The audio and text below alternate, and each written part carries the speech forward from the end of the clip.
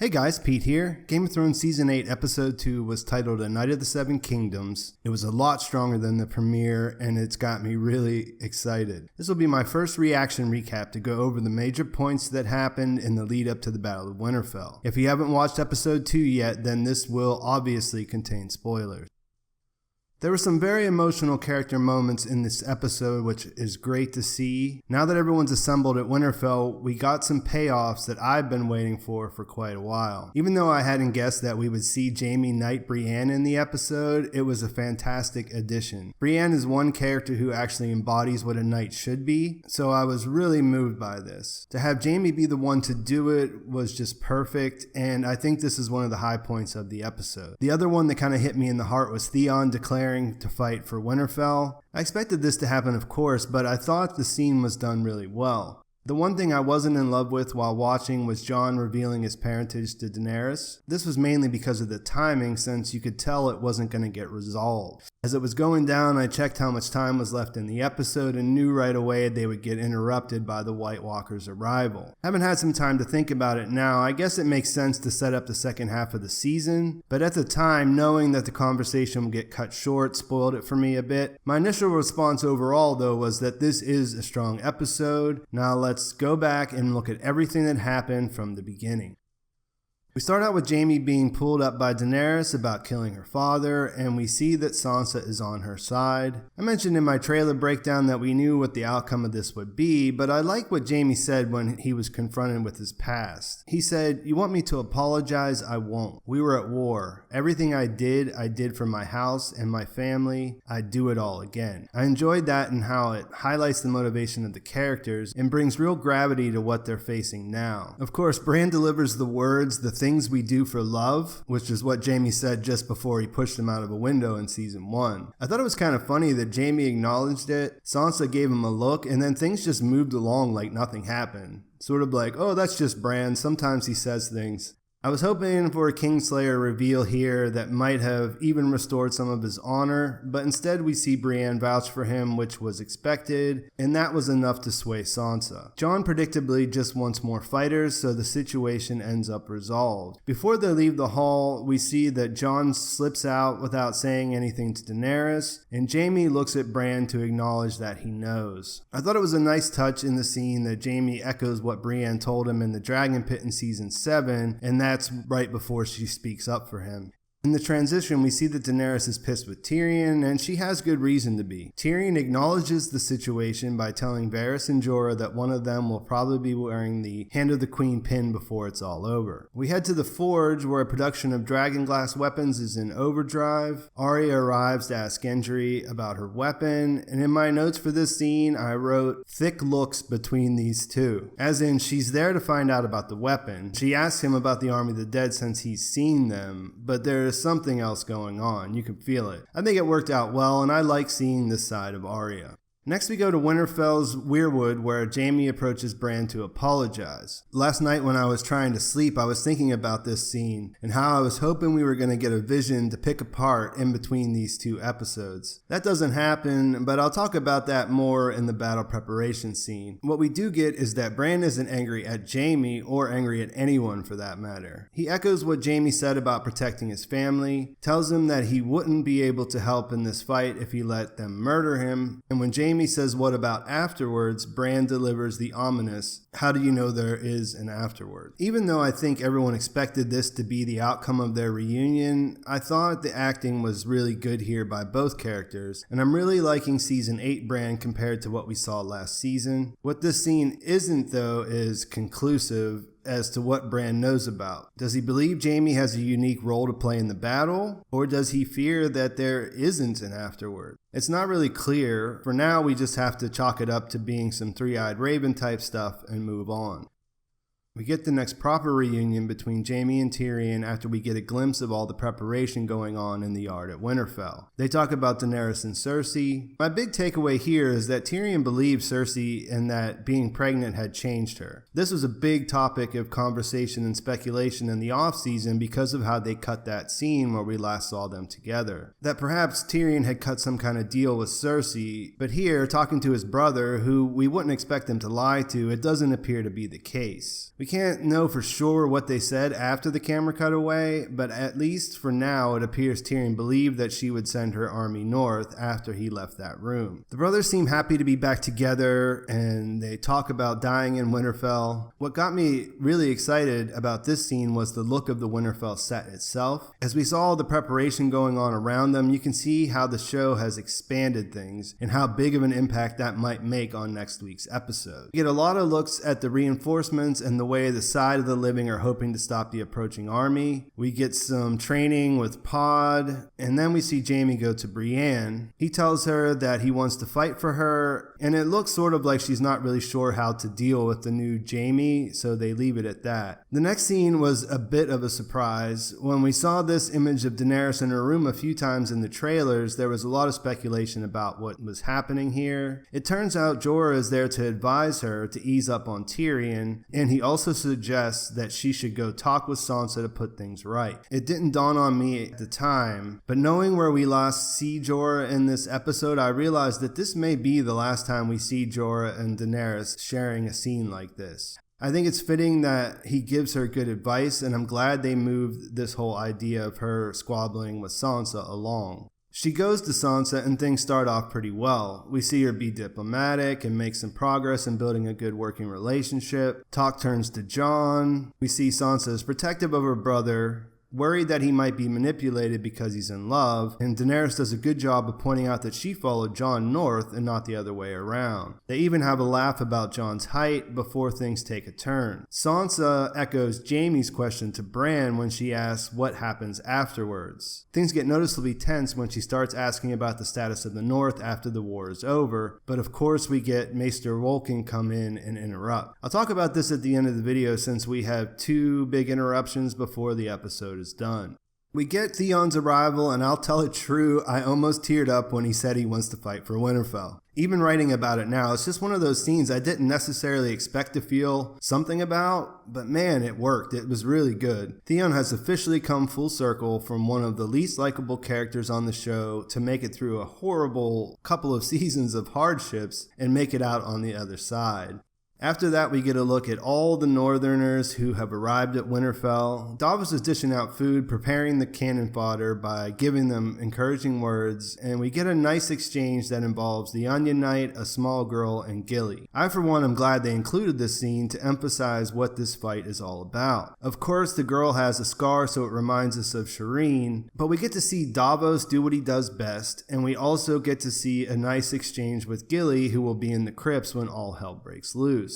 Horns blow, announcing the arrival of Tormund, Beric, and Ed. They deliver the news that the Umbers and everyone else from the north of Winterfell who weren't there yet are now fighting alongside the dead. They also explain that the White Walkers will arrive before morning. We get a voiceover from Jon while we see everyone getting ready, and then we cut to this war planning session, or war council, whatever you want to call it. I didn't pay it much mind on first watch, but check out the setup on the map in front of them. It really shows what they're expecting, how they're expecting to be outnumbered. It comes out that they need to defeat the Night King to win. Jaime says if that's true, he'll never expose himself, and then Bran cuts in. I enjoyed this on so many levels. Bran explains that the Night King will expose himself because he will come for him, that he's tried it many times before with many different three-eyed ravens. Then Sam becomes all of us and says, why? What does he want? He gets to ask the question we all want to know the answer to, and Bran answers that he wants an endless night. He wants to erase this world, and I'm its memory. Sam fills in the blanks of why this makes sense, and then the looks on everyone's face when Bran reveals the Night King's mark is just fantastic. I wonder what's going through their heads as he's telling them that he is the target, and that he has this mark on him, so the Night King always knows where he is. We don't get to find that out, but we do find out that Bran wants to wait out in the open at the Godswood to draw the Night King to him. I have always thought that that would be the deal, that he was coming for Bran, and I mentioned a trap would probably be necessary in my trailer breakdown for this episode. We get an idea how they are planning on doing that. Jon says they need to keep the dragons close to protect Bran, but not too close to keep the Night King away. When Arya asks if Dragon's fire will stop him, Bran admits he doesn't know because it's never been done before. Theon steps up to protect him with the Ironborn, and we also learn that they are planning on starting a fire around the castle and the trenches we've seen them dig. Daenerys tells Tyrion that she wants him to stay in the crypts because he's too important to her, and with their plan in place, we move on. Jon beats it out of the room again when it looks clear that Dany wants to talk to him. Tyrion pulls up a chair to hear Bran's story after the others have left, and I think that's a pretty nice way to end things. There could be something going on there, but I'm not going to speculate that right now.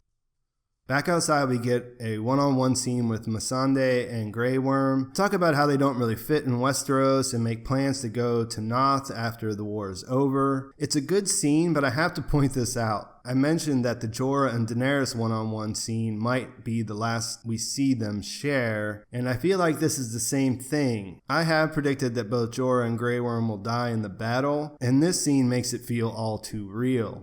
We go to the top of the walls, and who is that in the corner of the screen? Ghost finally shows up, and no one as much as mentions him. Apparently Jon and his direwolf had their reunion off-screen somewhere else at a different time, but either way it's nice to see him, even if it's completely underwhelming. Sam asks Jon if he's told Dany yet, and we see that it's eating him up. Ed joins them, and we get our Night's Watch reunion, which he punctuates for us by saying, "And now our watch begins." It's great to see these three together, and we get a little comedy to lighten things up pre-battle. Personally, I cracked up when Sam added that he stole a considerable number of books from the Citadel library to his list of badassery. It's another scene that I'm so glad they gave us, but it ends on a somber note when Ed says, "Last man left, burn the rest of us." Jaime and Tyrion have an exchange where they think about how Tywin would feel that both of his sons were likely going to die fighting for the Starks. It's a nice moment that reminds us how far both of these characters have come. And then we get more characters come in. Brienne and Pod arrive, Davos and Tormund follow next. And we get a story from Tormund about where he gets the name Giantsbane. He explains that he killed a giant when he was 10, climbed into bed with his wife, who suckled him for 3 months thinking it was her baby. After that, we get a better reunion with the Hound and Arya. She asks why he's there, when was the last time he fought for someone else, and he points out that he fought for her. It's going well, but Beric's arrival prompts Arya to leave as she doesn't want to spend her final hours with two miserable old shits.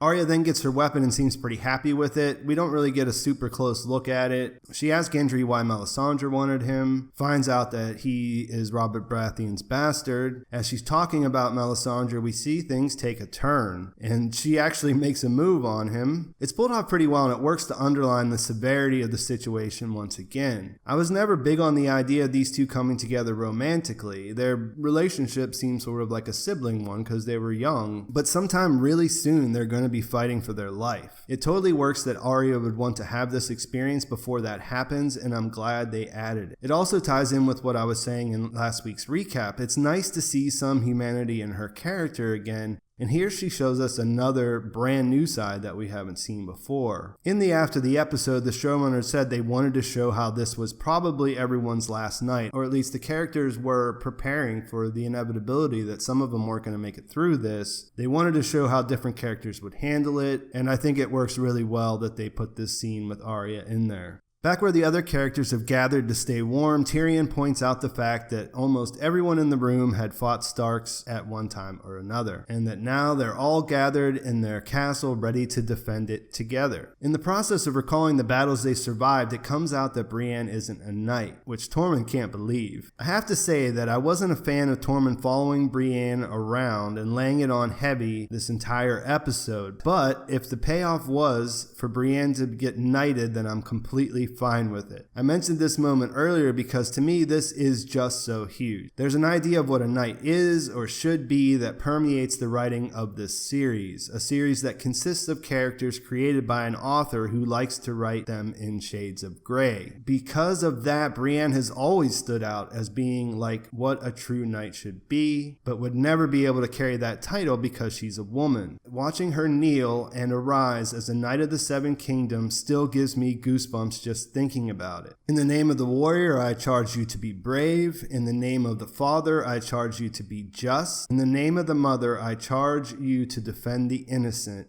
And damn, just damn. After that, we hear Lyanna Mormont tell her cousin Jorah that she will not hide underground in the crypts during the battle. No way Jorah is going to talk her into it, and we see Sam give him Heartsbane. Sam explains that Jeor Mormont taught him to do what's right, and it's right for Jorah to wield the House Tarly Valyrian steel blade in the upcoming battle. Then, speaking of goosebumps, Tyrion asks for a song and Pod steps up to start singing. This was a fantastic nod to book readers as you realize it's Jenny's song just as the camera starts to travel from character to character. It's magical, if not completely depressing, because we know they won't all live through the coming episode. Jenny's song is one book readers would know, and it would take like an entire video to explain it, so I won't. But it's also interesting because when HBO put up the recording of it, they actually called it Jenny of Oldstones. Anyways, too much to get into here, but damn, that's good, and I imagine Brian Cogman, who is credited as the writer of this episode, is responsible for that, so bravo. Before we go into the crypts, we see Sam and Gilly laying in bed with little Sam. We see Sansa and Theon giving each other some looks. Arya is laying awake in bed where Gendry's sleeping, Grey Worm kissing Missandei, and Jorah going out into the field. All with Pod delivering the refrain of, "And she never wanted to leave, never wanted to leave." Killed it. In the crypts, Jon is in front of his mother's statue when Daenerys comes to him. He explains that Rhaegar and Lyanna were in love and were married, and then drops the truth bomb we have been waiting to see. I think Kit Harington and Emilia Clarke both did a good job of delivering this scene. But as I mentioned at the beginning, knowing they were going to cut this thing off kind of took away from it. It's really completely unresolved when they hear the horns blow outside. When they do go up, we see the camera pull away from Tyrion on the battlements and get our first glimpse of the White Walkers. We'd seen the hoof of the horse. We knew they were coming. We figured that's where the episode was going to end, but we do actually see the White Walkers themselves. It's clear that the Night King isn't pictured with them, but there are at least 8 White Walkers, not whites, on horseback that we see close up. When you brighten up the picture and look closely, it appears that there is a line of horses that goes out all the way across the battlefield. I can't say for sure, but it looks like there may be a lot more White Walkers than were originally believed, but it's also possible that they have whites on horseback too, so I'm just going to leave it there for now. I want to get this video finished and then I'll go back and take a closer look. I've already written 3,500 words here, so my idea of doing a quick recap is already getting away from me, but at the very least, it's interesting to see that they have so many people on horseback. The episode ends there and the table is officially set for the battle we've all been waiting to see. There were a lot of great moments, we learned some important information, and I almost teared up more than once. I mentioned that I didn't like the interrupted conversation with Daenerys, and I definitely don't. Both interrupted conversations with Daenerys, I should say. I can see and accept that they might have thought this was the best way to set up the back half of the season. We have to keep in mind that these are the short episodes and there is still a lot of story after the battle, but I'm not sure how I'm feeling about that. I was also somewhat disappointed that we didn't get a Weirwood vision from Bran, but felt a little bit better about that when we found out that he was going to be hanging out by the tree during the battle. This could make for some interesting viewing. It also opens the door for him to confront the Night King in the Weirwood net. I really like that they fit in some character moments here, so many of them really when you think back. I think most of us thought that the conflict with Dany and Jon coming to terms with his parentage might push these other characters out of the picture, so it's nice that we got to see some of these conversations. The other side of that though is that they'll probably be those characters' last moments, but hey, we know it's coming to an end, so let's take what we can get. I thought the idea of giving us an answer as to what the Night King wants is okay, the way that they delivered it. If you described this to me, I would think it sounded horrible, but watching it, it felt pretty natural based on what's going on and how they have to move forward. I think it's clear that Bran doesn't know exactly what they need to do or how they're going to turn out in the actual battle. I think Theon is a great candidate to have with him, but I've been thinking that the Night King would go after Bran, that they would need a plan, and they could use him in a trap type situation. So I'm pretty alright with it as far as what we saw here in this episode.